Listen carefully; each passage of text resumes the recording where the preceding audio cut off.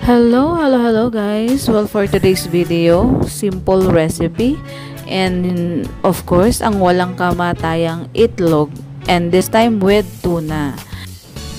Well, simpleng recipe lang naman ito guys. Simpleng gisa-gisa ng sibuyas. Ayan, and then yung kamatis.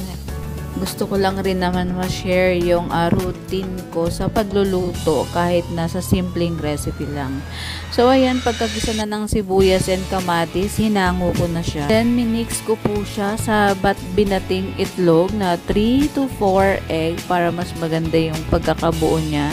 And syempre, wag po natin kakalimutang timplahan ng asin, paminta, and nilagyan ko rin po yan ng fresh milk para mas malasa. Guys, fresh milk po talaga yung aking secret ingredient sa pagluluto ng simpleng scramble egg. Ayan, then haluin na po natin. Of course, wag natin kalimutan ang tuna. So, pag na-mix na po natin siya, pwede na po natin siyang ibalik sa mainit na kawali. Of course, with olive oil.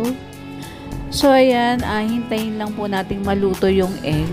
Pwede rin po natin siyang takpan para maganda po yung pagkakabuo ng ating egg. Hindi ko po kasi siya hinahalo kasi ayoko po yung parang scrambled siya, no. Gusto ko po yung at least buo-buo ang pagkakaluto.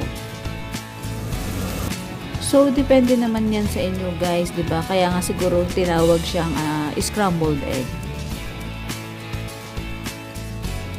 So, hanguin ko na po siya and in a minute, pwede na po natin siyang i-serve. So, ito nga pala niluto ko kasi ito yung baon ni Chris. Tinamad na akong mamalengke kaya simpleng recipe na lang yung na-prepared ko para sa kanya. Sinaluhan ko na rin po ng sun inside out para sa kanyang sandwich bread. So, hope you like this video guys and thank you for watching.